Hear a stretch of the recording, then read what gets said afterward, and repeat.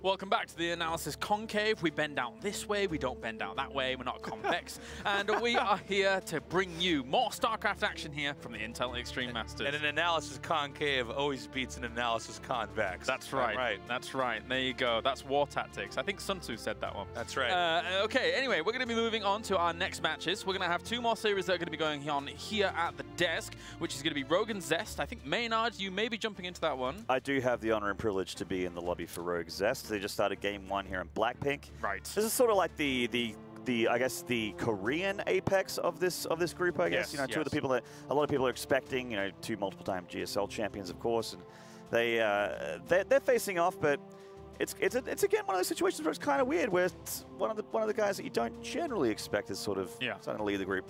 Actually, all of the matches in this round are fantastic. Because also, Tasteless, you're going to have Carrol versus Neeb. That's right. I'm actually going into game 1 right now, but I'm not going to have anything I can show you guys just yet. But this is going to be a very cool match. We've seen Neeb already go through a lot of Protoss versus Zerg, some with great success like he had against Nerchio, others not so much, getting shut down by Rogue. And I will say all the Zergs that we have in this group do approach CVP a little bit differently. Each one does have a fingerprint for that matchup. And I just want to get your quick thoughts, because we're almost ready here for Impact versus Nerchio, which is going to be our main stage show, as we do have, obviously, the Polish crowd representing. And looking at how Impact and Nerchio have done so far, what are your quick thoughts about how these two are going to be able to match up? I mean, it's kind of tough to say, right? I mean, Nerchio, he's against the ropes at the moment in his group, but he hasn't really been able to flex his ZVZ muscle yet, which I happen to know is quite decent. He's got a large ZVZ muscle. It's huge. It's bulging. It's very vascular. Okay. ZVZ muscles do not skip leg day. That's right. They are very good. This one, I'm actually having a hard time calling. I don't know. I think it's going to be a good game, but I'm predicting the exact results. I'm not sure. Okay. Okay. Fair play. Well, thank you very much, gentlemen, as we are ready to go in. So without further ado, we have Zerg versus Zerg. It's Impact going up against Nerchio.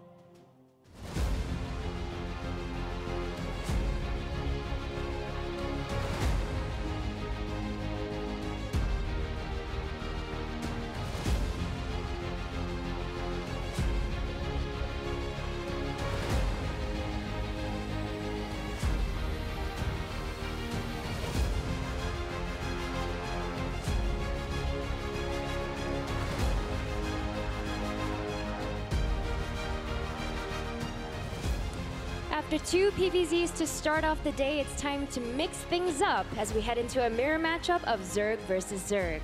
Up first, we have the 2017 VSL champion, and he'll be going up against the WCS Valencia champion who needs your support now more than ever. Give it up, it's Impact and Nerchio!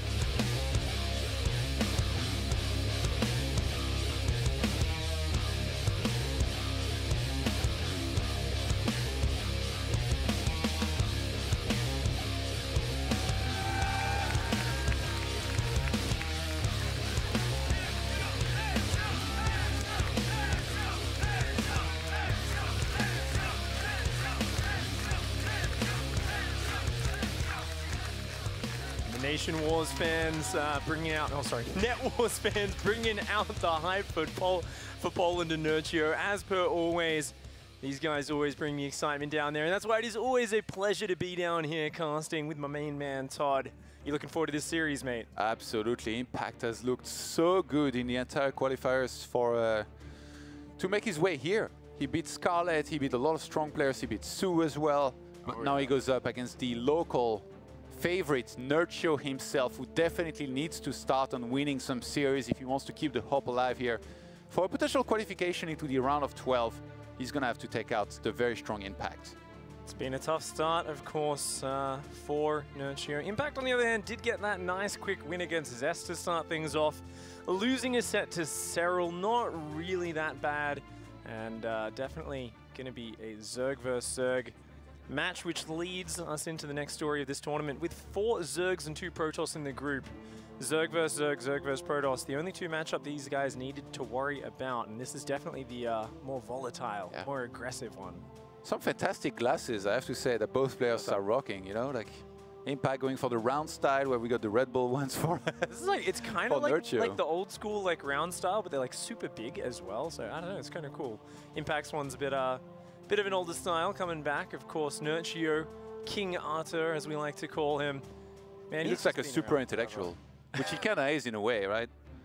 One of the more cerebral players in the scene. Been around for a long time, Nerchio. He's always been on the top, it feels like, in StarCraft. Like, his name has always been synonymous with top Europe.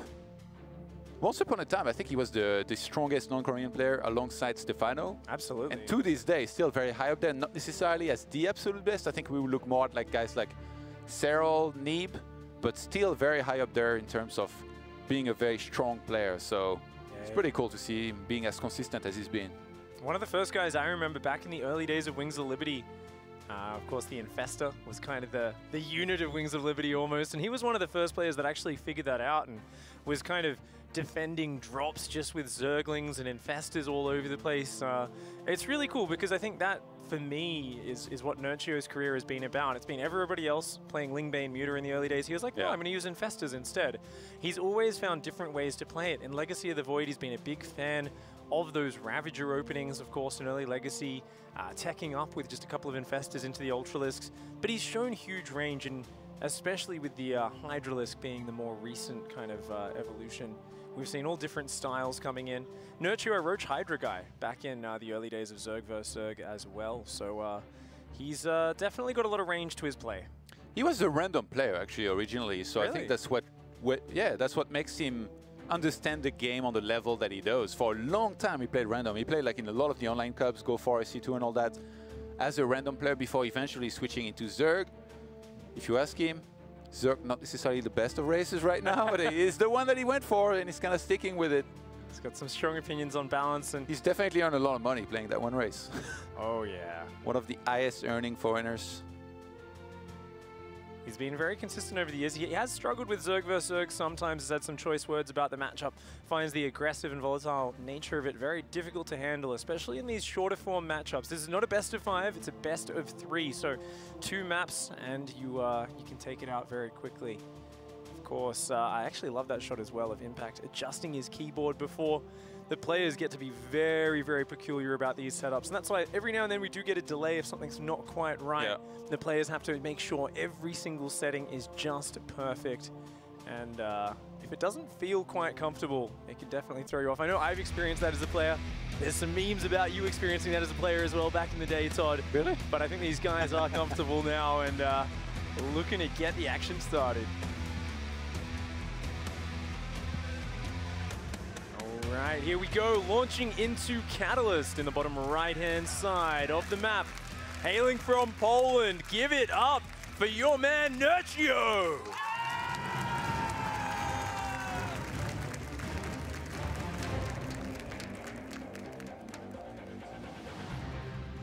And did I just do that intro? I think that was right. I think that was upside down. And here we go, up here in the bottom right-hand side of the map, in the blue, it is Impact. Going for a fast and furious build, Piggy open with a quick extractor into spawning pool. Impact gonna be the one on the offense. I watched a VOD actually to prepare for this, which was Nerchio against the Laser, in which he got very similarly rushed by Zerglings early on, ended up losing his expansion, and just kind of started mining gas on his side of the map, went into Banelings, and then kind of went into a more normal game. But in this game so far, Nerchio has only started the hatchery, so we'll see if he does go into the extractor. Okay, yes, he does. So the likely scenario here is that he defends as best as he can the natural. Even if he loses it, Nerchio can go into his own Baneling nest if he thinks that there's going to be a Baneling nest from Impact, which is yet to be seen. But Impact is still mining gas.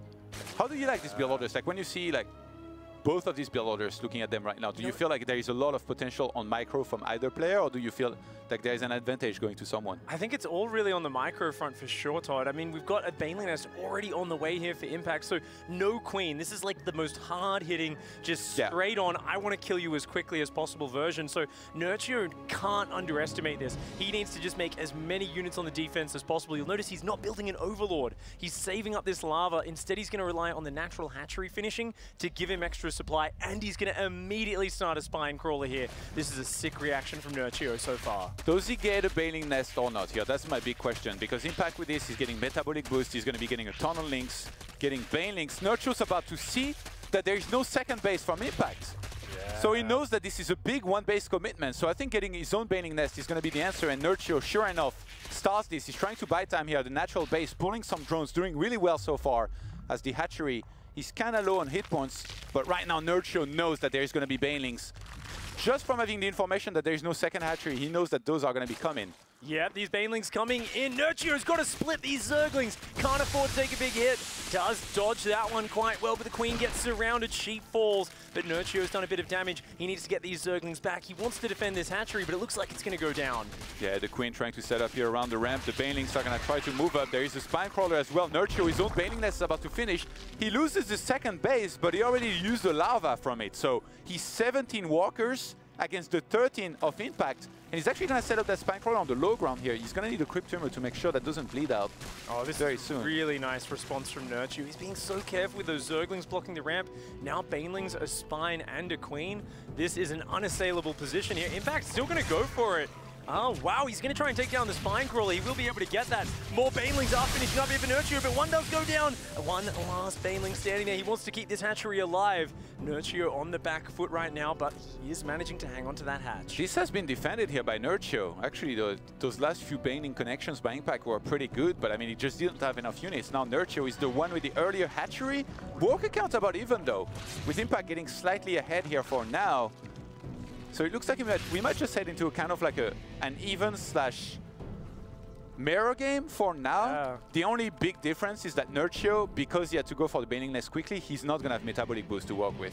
So it will be interesting to see if he even starts that at all here in a moment, because he had to rush for that Baneling Nest. Yeah, he had to just focus on the defense for now, and that definitely gives Impact a bit of flexibility and mobility. We can see the worker count now climbing ahead for the Korean Zerg player. He is still continuing to pressure out front. Wants to defend this Overlord. Nerchio. Oh my god.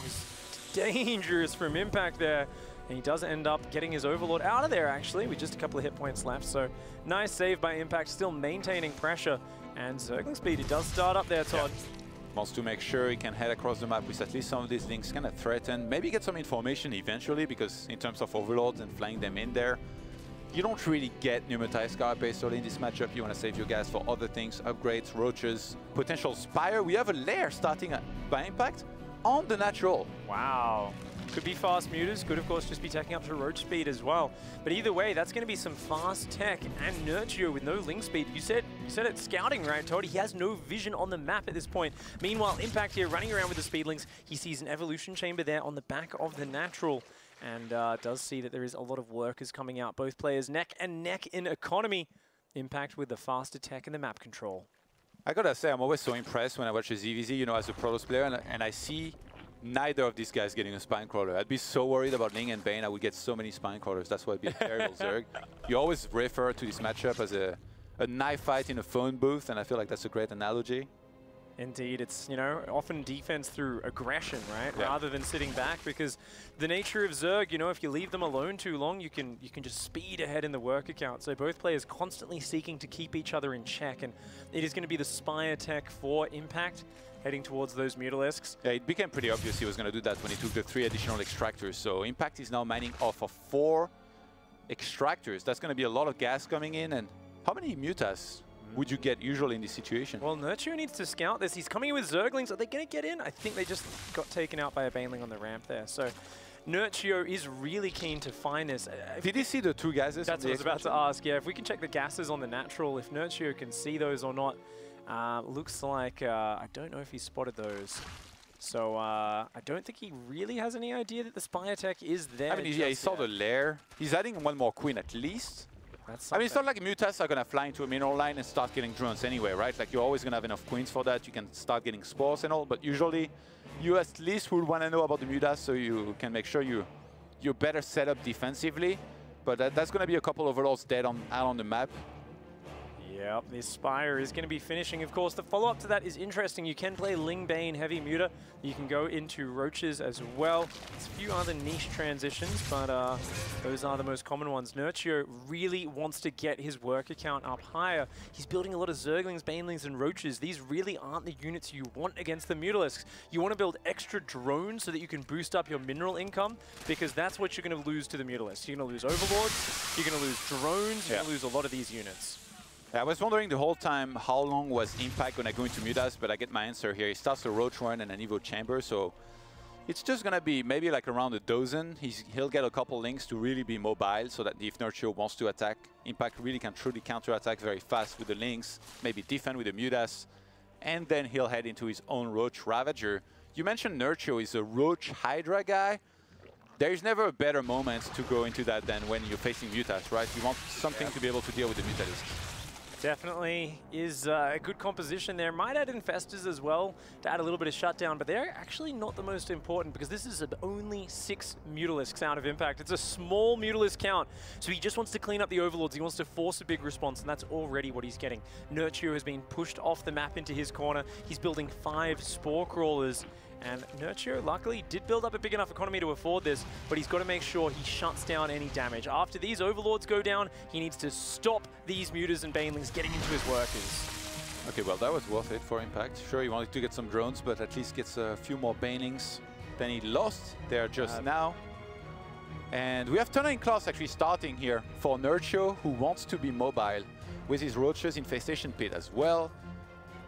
Do you think that's for Infestors, or does he want to go into high for more upgrades? So if I look at the +2 missile timing, I think that lines up pretty well with being able to start +3 and keeping on expanding while harassing with Roaches. Potentially could be going for that later on down the track. Might go for Infestors now, might not.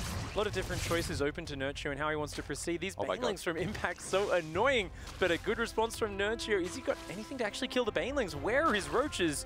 And, oh, yeah, you're going to stop that. Oh my god. Only going to lose 1 extra drone there, I think. And that Baneling. That guy just can't make up his mind. The Mutalisks get a gas in the main base at the same time. Oh, okay, here we go. Roach counterattacks on the other side of the map at the same time. Going to try and focus down some workers. Both players harassing each other's economies right now. Neither of them added an especially impressive work account. Only about 50 workers apiece. And these Roaches just trying to be as annoying as possible. The Mutas here rotating, trying to find another angle. But the Hydras are in position.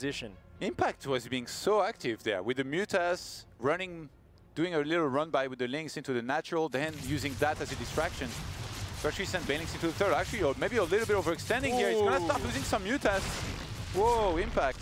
2 Mutas do go down, a few more heavily bruised. Here comes the big Roach attack, though. He is up almost 40 army supply. There's not a lot of Roaches providing buffer for these Hydralisks. It's only a small army for Nerchio. He needs to bring his queens to the front. He needs those queens to help defend this huge Roach onslaught. Yeah, the Mutas are going to die very fast. Corrosive Bite needs to be dodged here from Nerchio. So far, he's doing a pretty good job of that, but it's so hard to tell where it is exactly. In some of these fights, Impact committing a lot to this attack, and Nerchio defends. He's losing a lot of the Hydralisks. Most of his damage output is gone. He's going to have to pull drones off the line, but I feel like he might have already lost a few too many Roaches and Hydras. A good engagement here for Impact. Taking a lot of damage is Nerchio. Nerchio is down to 49 workers. He's down in that army supply. Yeah, he's up an upgrade, but he doesn't have the numbers to take advantage of that right now. Yeah, Nerchio needs to keep on injecting. He needs more units. Impact still heading across the map with so many units. He's only making units right now. He doesn't want to transition out of this. He wants to close this game out with Roach Ravager only. Oh, it's a good call from the Korean Zerg player. The Roach is running forward for Nerchio, trying to focus down the Ravagers. He's going to take down a few of them, but his numbers are dwindling. Impact just has so many more units throughout this, and that Corrosive Bile forcing these Roaches to constantly be dodging, allowing Impact to land more hits in this battle. He just has too much here. I think Nerchio trying to regroup, trying to squeeze out as many units as he can. GG.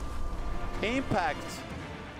Clean and smooth. Mutalisk into a massive Roach attack seals the deal in game number 1. He's such an aggressive Zerg player. Opening up from the get-go with that early gas pull, does the big Baneling Zergling attack, does take out the expansion, but a clean transition off it. He knew when to pull back, and he didn't ever really go up to that crazy big economy, and that's Impact in a nutshell. He wants to finish you off with a series of fast, hard-hitting attacks. He's not a player who likes to play a reactive game of StarCraft. He always has pre-planned strategies and tactics, and he goes into these games with a good plan of how he wants to execute and finish. Well, guys, we will be right back with Game 2 in just a second, but first of all, let's hear from James and the boys on the desk. That's right, a lot of gig games going on at the moment, and we can head over to Maynarde, who has Rogue versus Zest. I do indeed. Something amazing just happened. We just missed it by a split second, but yeah, it's just behind me on the screen there. But Rogue went for a huge committal of banelings there to try and bust Zest open. But the force fields of Zest good enough. He did lose his Cybercore, which kind of sucks, but we're actually looking over the shoulder of Rogue right now, playing in the Players Lounge. There we go. Zest opened a little weird. I'd like to be able to show you guys the structures in particular that he was doing. That was a little bit strange, but I guess we're not doing that. Okay. So he went double Stargate as an opener, which you don't see every day. And instantly, I think, Oracles from Zest, right? Yep. He ended up going for a Phoenix opening. Just made 5 Phoenixes, sort of forced a reaction out of Rogue, and then everything switched on its head. Zest just went into a more regular, immortal sort of, you know, charge lot follow-up here with a bunch of sentries. The hold of the natural was really, really sick for Zest. Rogue's not out of it yet. You can see that he's got a lot better of an economy. And with Zest with this Warp Prism, he does look like he wants to put some hurt on, but, you know, we can see that Rogue has just, in true Rogue fashion, tons of Lings, although if it was true Rogue fashion, there'd be a lot of Banelings as well. Haven't seen any of those just yet. There we go, they're on the way now. And as we're seeing the score here, what's very, very important to bring up is that Rogue is currently on match point in this best of 3 against Zest, who's having a little bit of a tough time, I gotta say. Like, not as dominant as we used to seeing Zest be, but it's nice to see Rogue having such nice games. He actually, game 1 ended exactly how Rogue defeated Neeb on Blackpick. Right. Exactly the same way. Lots of roaches, sent the queens in, and game 2 obviously quite a bit different here on Backwater. All right, thank you very much, Maynarde. We're going to head over now to Tasteless, who did have Zero versus Neeb, and you had the first game conclude. You've just joined game 2.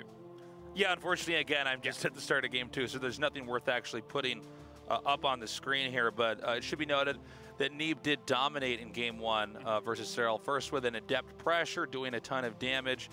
Then the follow-up, along with the third expand, was 2 Robos, pumping out a bunch of Immortals, and just came in there and crushed Carrol's 4th base. So I don't know what game number 2 is really going to look like yet, but if game 1 is any indicator, Neeb should win this series easily. And it seems like Zest has been cleaned up in that little attack that he made. It's a shame we missed it, but that was a really sick hold from Rogue. He actually dropped Banelings on top of the sentries of Zest. Right. Really huge move there. Managed to remove all the force fields from Zest's army, and we see that with the Queens and the Hydras reinforcing here, Rogue is in a little bit of a temperamental problem right now, but I think that once all the Hydras get here, considering there's no High Templar, there's no Storms, it's going to be a little bit tough for Zest to break that, and we're seeing that sort of represented in the supply as well. Rogue quite a bit ahead in workers at the moment. Cool. And I like his upgrades as well. All right, well, thank you very much, gentlemen, as we can go back to our main series now. Impact and Nerchio currently battling things out. Thank you very much, James. Of course, this series has started off with the Korean Zerg, I think surprising everyone in this group so far. He is 1-1 in overall series score, but he's already a game up on Nerchio, and a tough start for the Polish player.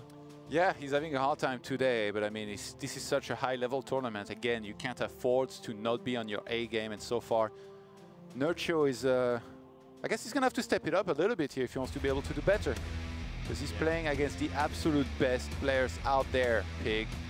Oh yeah, definitely a bit of a, I think, surprise upset for Nerchio with how he handled everything in that early game. We're going to have to see if he can do a little bit better. Spawning here into Backwater in the bottom right-hand side. In the red, it is Nerchio.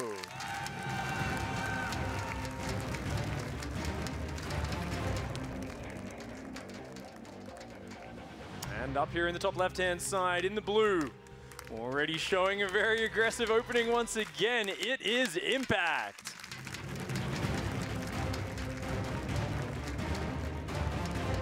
With a quick pull once again into an extractor, wants to keep up with the aggression.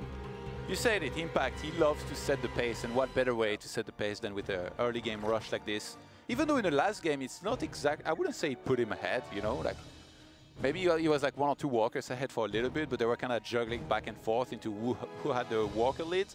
But maybe it's his comfort zone to be able to kill his opponent's hatchery, kind of make it a chaotic game from the start.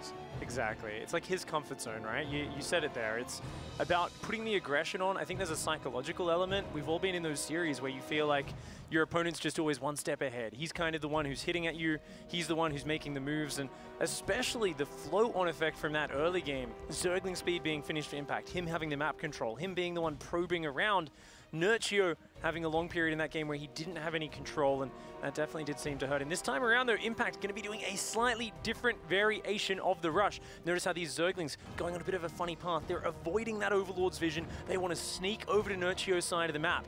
And behind this, Impact has a much faster Queen that's about to pop out. He's delayed the Baneling nest because he's not going for the fastest possible attack. He's going for a much more committed kill move. So only now is he going to actually show these Zerglings. He's going to have a much bigger reinforce with those lava injects coming in earlier. And all things considered, this is a tough situation for Nerchio. He's gone for the same hatchery first opening. He's using the exact same response. It's all going to come down to micro. Yeah, grabbing a Baneling nest, getting the Spine Crawler, trying to get some queens out. Remember last time his one queen on the natural got surrounded pretty quickly. He had actually an initial better defense in the previous game where he saved the hatchery for a very long time. Still kind of trying to do the same, punishing those Lings for attacking the hatchery, which does go down here. Impact will be pulling back, saving a lot of these Lings, and he's got so many more where that came from, Pig. Banelings already are morphing here. The hatchery already going down. I mean, that's kind of enough damage in the previous game, but here, Impact is just massing Lings and Banes. He wants to do more damage. It isn't necessarily about breaking the main base of Nerchio, but it's about stopping Nerchio from being able to take the low ground. Yeah, the Queen on the natural never came out. That's the big difference. Even though in the previous game it died, it actually tanked a lot of damage here. Impact getting right back in there. The Spine Crawler targets on that one Baneling. Nerchio, the defense is there. But Impact, does he want to expand? Yes, he goes into drones from there. So he's going to give up the assault and do a lockdown for as long as he can, thanks to his link speeds plus Baneling on the natural of Nerchio. You know what? With the Queen going down, there's no Creep Tumor. With no Creep Tumor, that Spine Crawler cannot move to the low ground. So even though Nerchio's defense was good, he's still in a very hard spot. How does he possibly retake this natural expansion? He must have had enough energy as well, for sure, I think. So a little bit surprising that Nerchio overextended like this, maybe feeling a little bit of pressure here. Facing a potential third series loss here in this group stage. Banelings here coming down. They want to allow this expansion to go up. Ooh, does force the cancel there. Nerchio not wanting that expansion to be killed. Trying to defend here, but his Queen actually chasing an Overlord right now. That's not helping. Impact's micro is so insane. Oh man, this is insane. Impact's micro is ridiculous. Did you see that? He threatened to run into the main base, brought Nerchio back every single time he dispatches one or two Lings onto that Baneling. Now again, threatening a cancel of the hatchery, which is gonna get one more time. Wow. That micro was ridiculous. This is massive. If he can get the cancel, and he does. Wow. Nerchio's hatchery only just restarting. Impact's well on the way, but not only that, Impact is up to 22 workers.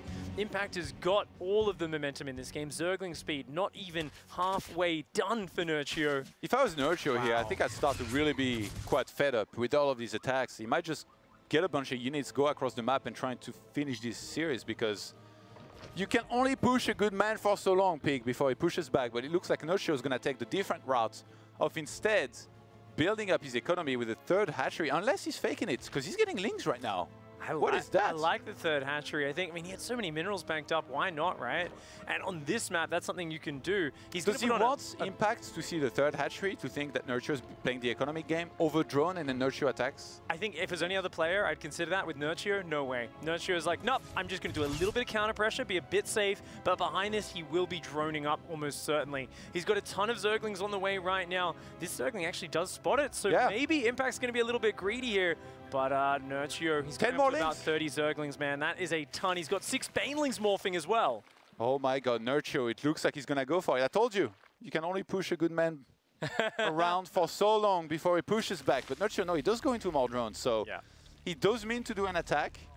He's going to be expanding behind it. He's going to try and dart on in there. Maybe just go for the third base, but no, going to dive on the drones in the natural. These Banelings actually not getting the detonations they wanted. The Zerglings dive on into that main base. Lings trying to surround that Queen. We can see Impact's first-person view here as he frantically tries to defend, spreading those drones at the last second. A few of them do go down, but a fantastic dealing with a terrible situation. Doesn't lose too many of these Zerglings for Nerchio, though, come in trying to finish off these weakened workers.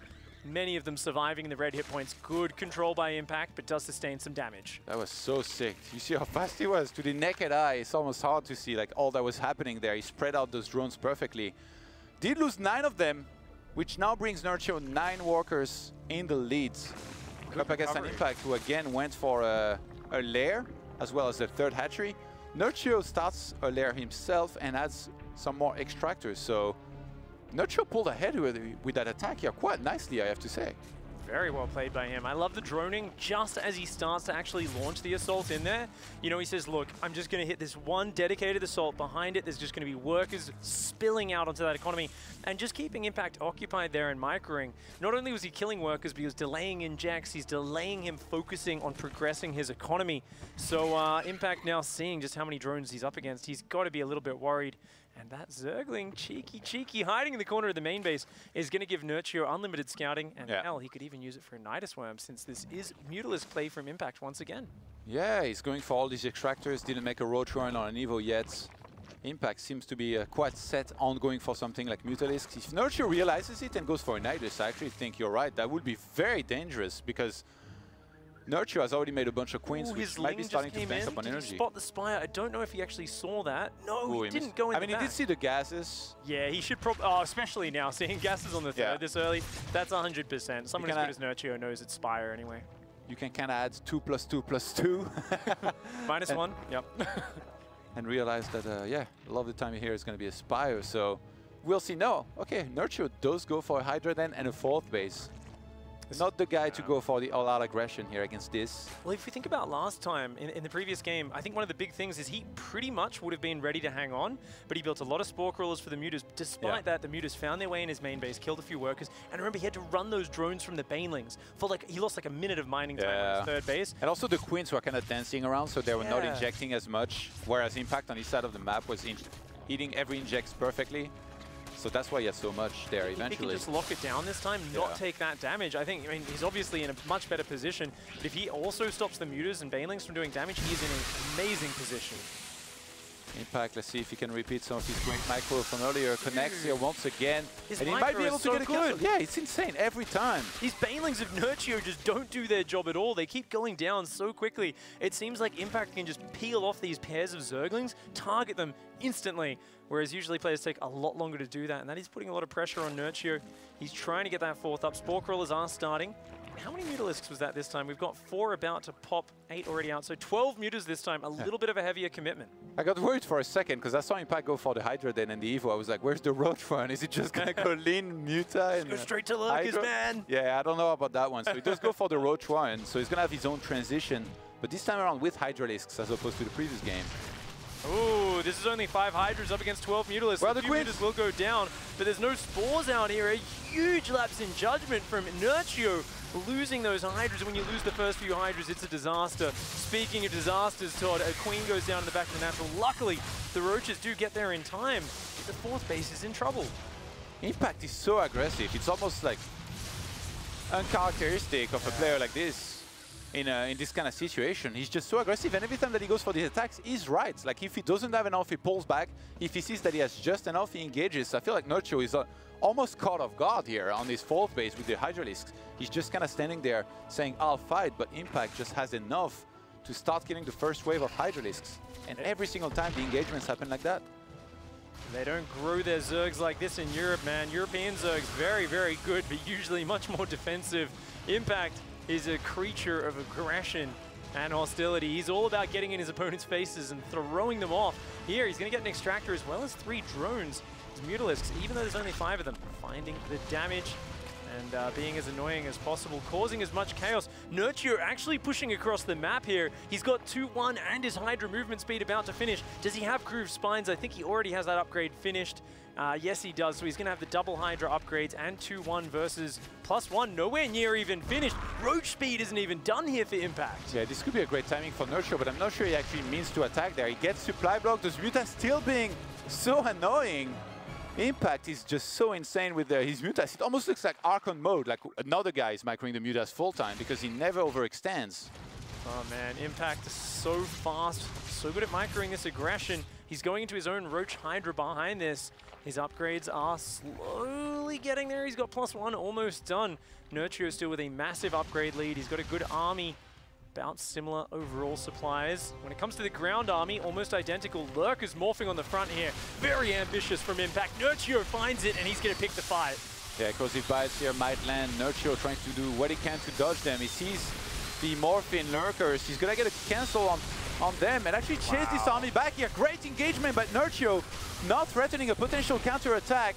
Could be definitely going for this, especially with his upgrade lead.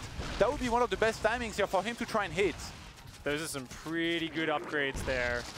That is very, very nice. Nerchio pushing through the middle of this map. 2-1 is finished. He's going for Hive behind this, wants to add even more upgrades. Looks like he's just going to take the fight all the way to Impact side of the map. Nerchio pushing his way through. He's had enough of dealing with these waves of aggression. It's his turn to put the hurt on Impact. Impact crumbling under the pressure of these Roaches and Ravages. Their upgrades are just too good. The numbers are too good. And finally, Nerchio finds a bit of ground in this group, takes the game, and ties up the series 1-1.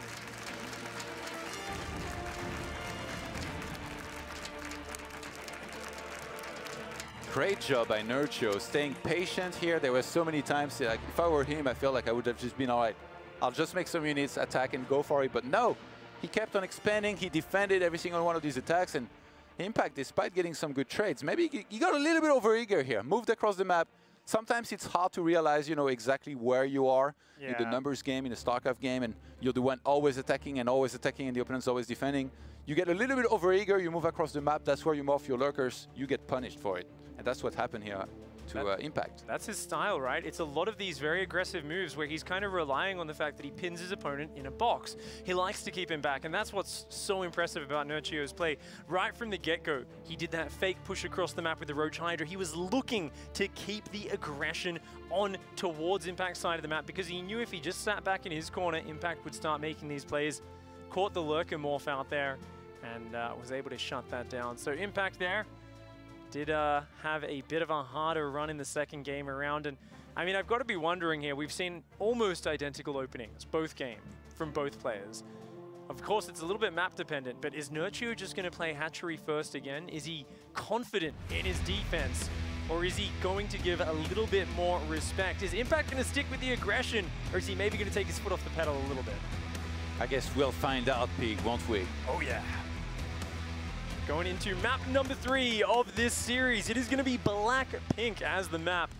And our Korean Zerg player spawning up here in the top right-hand side of the map. In the blue, it is Impact.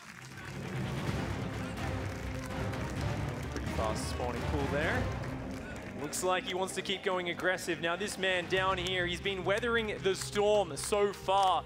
Is he going to be able to withstand one more round of aggression? Representing Poland in the bottom left, in the red, it is Nerchio.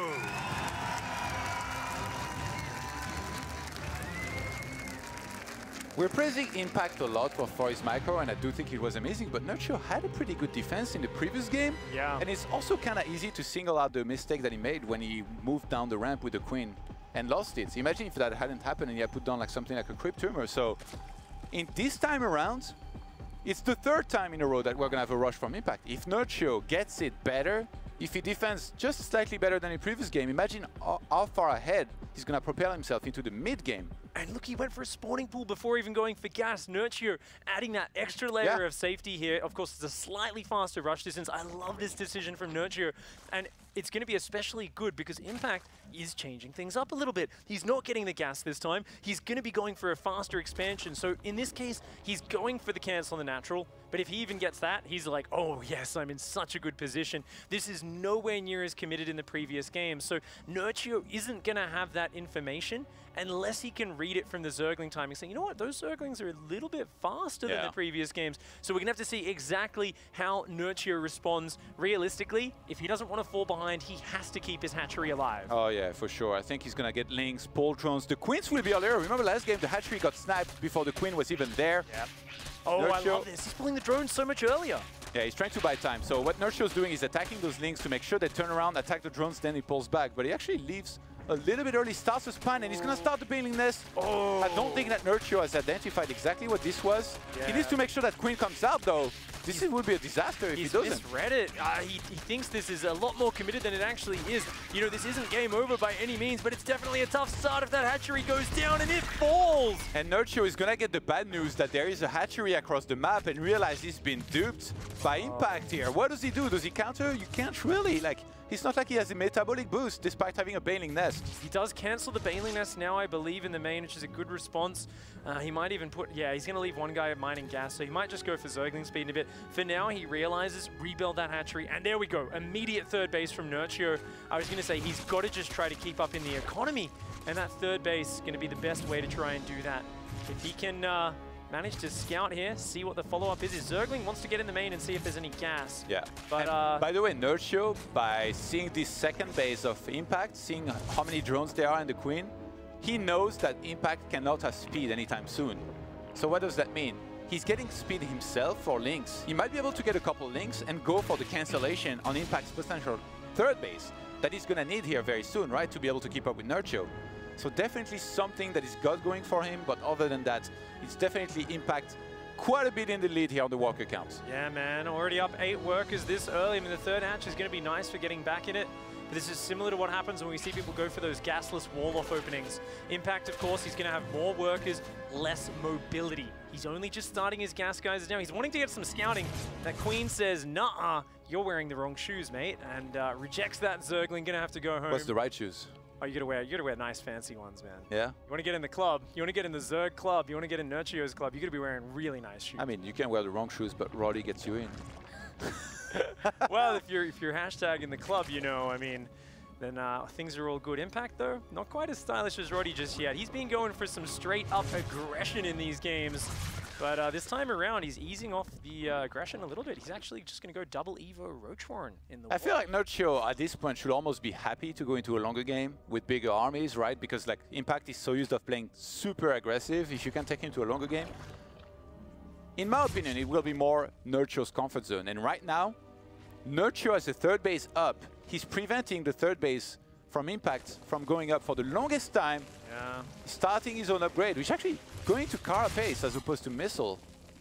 This is an odd choice. Honestly, Nerchio right now is way down on the workers. He's still down about 3 or 4. You might think, oh, way down. That's not that way down. The thing is, he's been down about 10 workers for the past 2 minutes. And that's a lot of income. What is Impact doing with that income? He's making a lair. He's making range upgrades. He's going into roach production. Nerchio needs to delay this third hatchery longer. And you can see he's focused on it. He's microing in and out. He wants to get the snipe on that drone. But the nice movement here from Impact guards that worker. Gets the hatchery down. This is a ton of Zerglings. He's going to trap those queens here. The Impact needs to reach on those queens with roaches because Nerchio made links. He's making a lot of Zerglings. He's not going across the map yet. Yeah, I mean, this is such a weird attack here from Nerchio. He's banking up for a big attack, a big run by. I'm not sure if the Overlord spotted it at the front there for Impact. I don't think so. It's too far back. He's morphing an Overseer. Nerchio even sees that. He went all the way around. Impact will have very little time here to see this. Does Nerchio try to run into the main? No. Okay, yeah, he does actually. Impact is still off. There's just too much there for Impact. Impact is so far ahead in this position right now. Committing to those Zerglings, they didn't find the damage. Nerchio here, stuck on hatchery tech. He's up a couple of workers. He's going into mass roach Zergling. He's basically saying at this point, look, I'm only on, I think 2 gas geysers? Yeah, he's going to go 2 gas Ravager Zergling. And he's going to bank on Impact overextending into him. So when you're behind like this, you can come back. He's going to use the Carapace to counteract the +1 range attack on Impact's roaches. That makes it so those roaches don't get any effective bonus from that attack upgrade. And that means he can still beat this higher tier army if he can surround it with Zerglings and land Corrosive Bile on it. If he can't land those Corrosive Biles though, Impact's army will just beat his straight up. Especially as the army gets bigger and bigger, Impact's army will just outclass his in the long game. It's not about the size big, it's how you use it, and I think Nerchio is going to count on that here to land some good surrounds. He catches a couple roaches on their own here. He's going to have to pull back right after killing those ones, because Impact have so much more where that came from. Starting the roach production earlier, he has 70 army to 50. Impact's still running up though. I thought he might just mass roaches and actually go for it, because he's got a good supply lead, but he's still running up slightly more. Nerchio still trying to threaten the counter attack. He's going to have to defend on his side of the map. Oh, this is only a small group of roaches here from Impact caught out in the middle. And if these Zerglings can wrap around it, that's going to be great for Nerchio. Nerchio hasn't showed his hand just yet, though. He's still got a ton of Zerglings that haven't come into the engagement. He's cutting off reinforcements. Now he's bringing the Zerglings up from his rally. They are going to try and help out his Roaches. He needs to hang on here. He's outclassed in terms of the upgrades. His Ravagers trying to equalize, but Impact has that Roach speed finished. His Roaches coming in. The aggression has just been relentless this series. Impact keeps on finding openings. Nerchio desperately trying to hang on. Yeah, Impact with some great kiting here, up on seeing those links kind of coming in from every angle. Nerchio, he's so far behind in walkers now. It's 63 to 46. He's either going to have to try and catch up or make a lot of units head across the map and try to do some damage himself. He did start a +1 missile, whereas on the other side, we got double upgrade happening for Impact. Okay, that aim was way off. I think that was queued up from early. Got distracted by by the hologram there. Yeah, man. Got a little bit thrown off there. Did those Ravages. Of course, that Overseer on a patrol path, just scouting everything. Patrol path makes it so the Corrosive Bile can't easily land to take that down. And Nerchio, he's far behind in this game. It's going to be a long road to redemption if he wants to get back in this game. He's down in everything. Worker count about 9 behind. He's adding the upgrades to try and equalize. He's adding his own Roach composition. He's going for a 4th base. His best bet here is to stay slightly lower on workers than Impact to make a much bigger army over time. Use Defender's advantage to just stay in the game, and if he can max out, then suddenly all these earlier advantages don't matter as much because he will have an army just as big, if not slightly larger than Impact's, and that's when positioning can win the game. And if we know someone who knows how to position a Zerg versus Zerg engagement, it is this guy. It is Nerchio. It's definitely very worrying that there is no anything else, like nothing else being added on by Impact, by the way. I didn't see a Hydra then going down. I think he might, yeah, he's just going to attack. Typically, that's what Impact does. So I think he realizes that he's ahead. He's like, you know what? I'll do a 2-1 timing. I'll be up at least 1 upgrades. Just make a ton of Roaches, Ravagers, and put an end to this series. And this is a good way to press his advantage. He's up 30 army supply right now. The upgrade advantage is massive. 20 seconds until Nerchio's +1 upgrade finishes. It's almost there. He needs that upgrade. Looks like it will come in just in time, but he is vastly outnumbered. Nerchio jumps on the north side of the army. A great Zergling wraparound. Manages to cut off part of Impact's force. I'm not sure if it's going to be enough, but it's a great start to things for the Polish player. Impact's reinforcements, though, wrapping around from both the east and the west, both sides. A huge surround from Impact. The Corrosive Vials for Nerchio landing all over this army. I don't know if he's got enough numbers. The Corrosive Vials are good. And Nerchio was completely caught up in army supply here, thanks to that catch in the start of the fight. Reinforcing quicker on his side of the map. He's actually going to chase Impact away. Nerchio with the fantastic holds. Wow. When all the numbers were in Impact's favor, now droning up, feeling comfortable, starting +2 missile attacks. What a great hold that was. That was incredible. He's suddenly back in this game. He's only down 2 workers. Actually, he's even on workers. He's even on army supply. He's just down that +2 attack upgrade. Nice Corrosive Biles, punishing Impact for trying to chase this army down. Impact this is weird. He must be tilted. Like he was just chasing into Corrosive Bile a second ago. I mean, great aim. Oh, Nerchio is on fire, man. I mean, it all comes back to that defense, the way he crushed that north part of Impact's army. Impact thought he was being clever, coming in with 2 prongs, and Nerchio just jumped on 1 prong, snapped the arm off, and then he was able to take a much more even engagement. Nerchio here hanging on right when everything's so important, because if he's to lose this series, his chances of going out of this fall to a very, very low percentage. He needs this win. Nerchio saying, you think you're smart, huh? He adjusts his glasses, catches a couple of Roach Ravagers. Beautifully done. We now have a situation where both players are pretty much going to max out here momentarily. Impact on 197, Nerchio now on 200. Looking to try and set up another good fight here, as we see Nerchio forced to pull back against the Corrosive Bile of Impact. Does he turn around yet?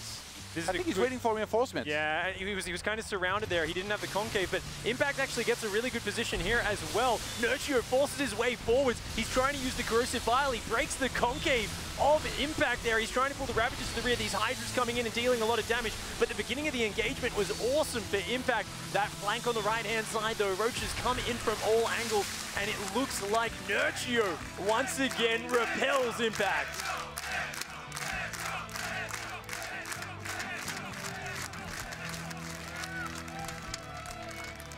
He's fighting so hard in this game, but it's still neck and neck. It is still so close right now. Finally, the upgrades are about to be equal for the first time in 5 minutes. Nerchio, his army is going to hit just as hard as Impact's. He's got the Hydras in there as well. Their upgrades starting to add in there, but Impact is still looking dangerous. He's posing to make an attack on the south side, and Overlord does spot it. Nerchio is going to need to split his army. He doesn't know about that Roach attack on the north. Nerchio did so well when he was at a deficit for such a long time. Now, finally, he equalized those upgrades. He's the one going for Hydralisks. You said it best. That's kind of what he likes to do. Now that both players are maxed out, let's see how that maxed out army control is going to be for either player. Impact again on the offensive, kind of walking inside of these corrosive piles here, trying to force the engagement. Monsborough running to the natural base in the meantime. Some big corrosive vials there from Nerchio, but Nerchio abandoning his third base. He's losing a lot of drones in the middle of this. Impact, after wave and wave of aggression, seems to have finally found his opening. He's managed to run there into the main base where he's going to find even more weakness. Nerchio trying to gather up his defenses and hang on. Impact all over him right now, finding the damage. Nerchio needs to clean these roaches up. And he's doing just that, as well as redroning to make sure he replaces those drones that died, make sure he keeps up with his economy. What an even game here between these two. Oh my goodness. It's been a little bit different on the upgrades, on the compositions, but Nerchio yet again stays alive. And I gotta say, I like his composition a little bit more. He's got quite a few Hydralisks for some extra DPS behind the Roach and Ravagers that he's made. And I feel like if Nerchio finally sets up a good fight the way he usually does it, he might be able to take this one. Impact still trying to get good engagements and trade Roach Ravager for the expensive units here of Nerchio in the Hydralisk, though. Nerchio very decisive. He wants to take this fight, confident in his Hydralisk. He realizes, though, how many Roaches and Ravagers coming forward. He's going to have to back off, losing a bunch of his units around this corner. The corrosive vials get eaten by Impact, though. Impact's so ambitious with this fight. As the reinforcements come in, Nerchio has an incredible concave. Impact may have overstepped here. Does end up running backwards. Nerchio with a small supply lead. Both players too afraid to tech up from here. It is all just combat. Nerchio wants to chase this army down. He's doing huge damage. Focuses down one of the Ravagers on the retreat. And Impact still stuck on Roach Ravager. No tunneling claws, no Hydras, no lurkers. Impact is saying he will make it or break it with this composition. And it might be Nerchio's time to go on the offensive here. He's going to jump on top of this army. He thinks he's killed enough. He thinks that he has enough army to deal with this massive amount of Roaches and Ravagers from Impact. Jumps on top of him, goes up the ramp. Nerchio, can he do this here? Oh, it looks like he might be able to. The concave is good, though. The Queen's coming to the front here for Impact. He's trying to hang on. Almost all of his Ravagers are gone, but so are all of the Ravagers of Nerchio. The Hydralisk, though, pushing out the damage. It looks like he's done it.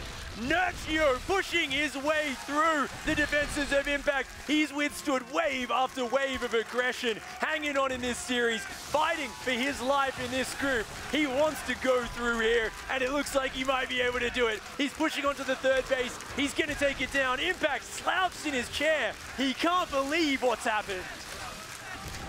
I think Impact knows it must be starting to set in here. There is just too much for him to hold on. He's trying to regroup, trying to make more Roaches for a miracle fight here. Here we need no less than that to prevent Nerchio from winning this series, as Nerchio will march forward here for, I think, one last huge fight. We need to nickname this guy the Rock for the amount of aggression that he has withstood. Nerchio has just withstood wave after wave of Impact's attacks, and now that he is on the counter-attack, he is pushing through. Impact just does not have the unit counts, and Nerchio turns the series around from way behind in that final game. Ends up taking the series 2-1, and he puts the series on the board. He's still got hope in this group stage.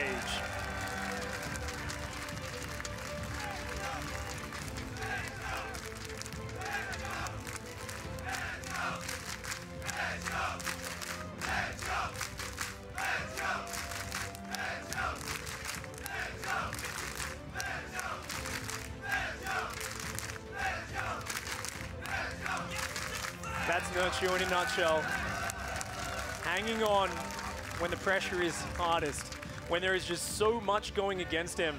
when only a perfect engagement could possibly keep him alive. I can't wait to hear what he has to say about that victory. We're going to find out from him in just a minute, guys. We'll be right back.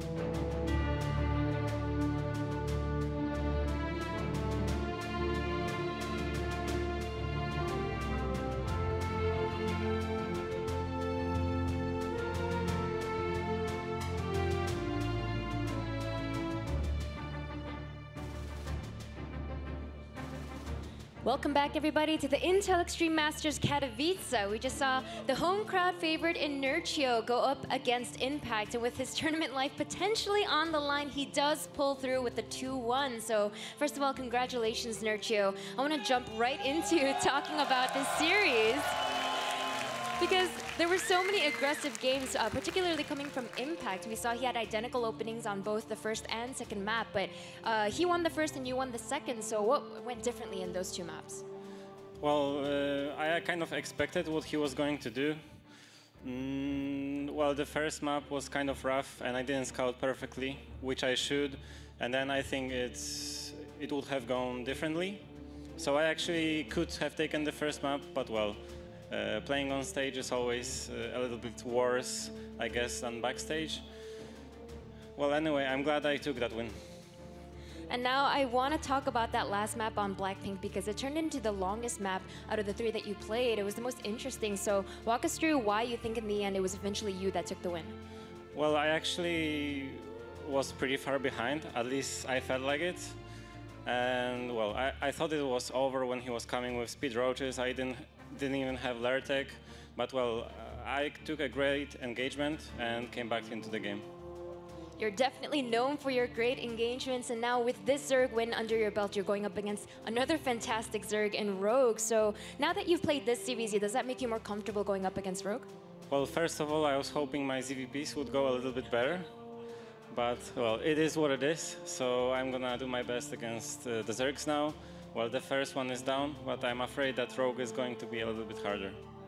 Well, we'll see how it goes. I know the Polish fans here are cheering their hearts out for you. Congratulations again. James, back to you. That's right, thank you. Always great to see Nerchio being victorious here on Polish soil. And I am joined here with the ambassadors of analysis. We have Maynarde and we have Tasteless. There you go. And we've been watching a few games go down. I want to check in with you first, Tasteless. You had Serral versus Neeb, which has run into a few technical difficulties. Yeah, we did get to game 3. Yes. Game 2 was awesome. We'll get to that in a second. But just so you guys know, there's been some delay. They're having to check something with lag, and I'm actually rejoining in the game right now. So hopefully we'll get the conclusion of this series soon. But Serral really bringing it in game number 2. Neeb was actually pretty dominant for, I'd say, the first half, but Serral trucked through. It ended with a really good surround. Lurkers hitting both sides of an expansion. All the Immortals getting completely obliterated, and now it's going down to this last game. And as soon as that lag issue is sorted out, we should be good to go. Good stuff, good stuff. It's good to see that that game between Cyril and Neeb, them being WCS circuit champions, is going all the distance. Maynard, I want to talk to you really, because we saw this Impact versus Nerchio series go down. Very back and forth. It was amazing to see how Nerchio was able to hold, especially in that third game situation. Yeah, my heart has only just resumed to like a regular BPM at the moment, because that engagement that Nerchio was talking about, that engagement at his third hatchery to the north, that was that looked like on paper that it was going to be an Impact win, but Nerchio had that sort of like launch pad of his roaches where he instantly took a few free volleys at Impact's army. I'm like, oh, good start, but he's still down in supply, and then all of a sudden just started to surround the army. The reinforcements there just in time. It was like a 1 or 2 unit difference could have easily changed the outcome of that battle, and he just held on. And we know that, you know, if the game goes a little bit longer, someone like Nerchio is going to run away with it versus someone like Impact, who's so much stronger in the early stages of the game. We're only halfway through this group, but it seems still very open. We keep getting a lot of results coming in. And I was just looking at them right now. Yeah, I mean, at the moment, Cyril's on top of the group, but of course he's still in a series, so that could change the outcome of things, the balance of things. Nerchio actually could still possibly get through if things line out with him. I mean, he does kind of have to beat Rogue and Cyril, which is not easy. Not easy, but you know, there's possibilities for him, of course. Yeah. And it must be feeling good for Impact, not necessarily this result, but since last year, 2017, he tried to qualify for the Intel Extreme Masters Katowice and was 1 map away. If I remember in the open brackets, Jaxi actually defeated him. So even though he didn't take this series, he's still taken series before. Impact still looking healthy here in this group. I agree completely. And the fact that he's improved from the previous year is definitely something. Yeah. Because of the way this group is panning out, it's actually really hard to tell who is actually going to advance.